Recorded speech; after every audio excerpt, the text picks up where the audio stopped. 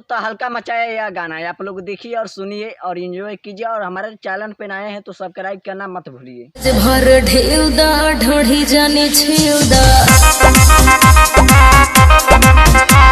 नतिया बतिया डिबरा डिबरी वाला अब ई चलता है।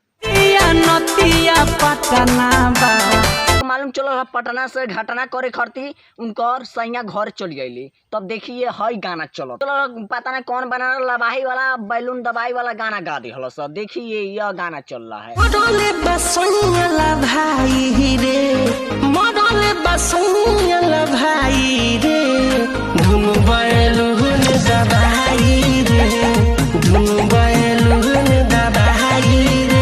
गाना सुनिए कोनो गाना में कोनो सुबह तना है हर गाना थोड़ा बहुत हमके अच्छा लगता है काहे कि ट्रेंडिंग पर जाता है और सबसे ज्यादा वायरल भी होता है। ये गाना पूरा रोड पास सुनी जाए। ये गाना का बिन वीडियो नहीं आयल यही मारे हम लिपसिंग देले हैं।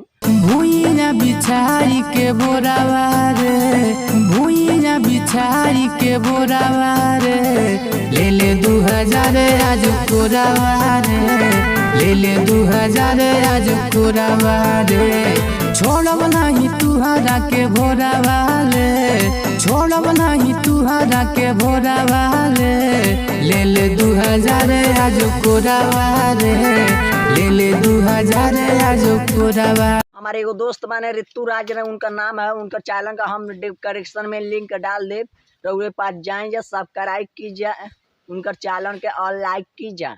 तो एगो और बारी टिक्की स्टार है उनकरियो हम लिंक दे देव डिस्क्रिप्शन में उन्हों के दुलार प्यार दे जा और टिक्की पर जाके उनके फॉलो की जा।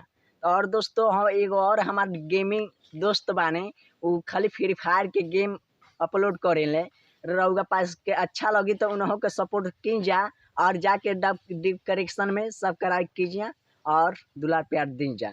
नमस्ते।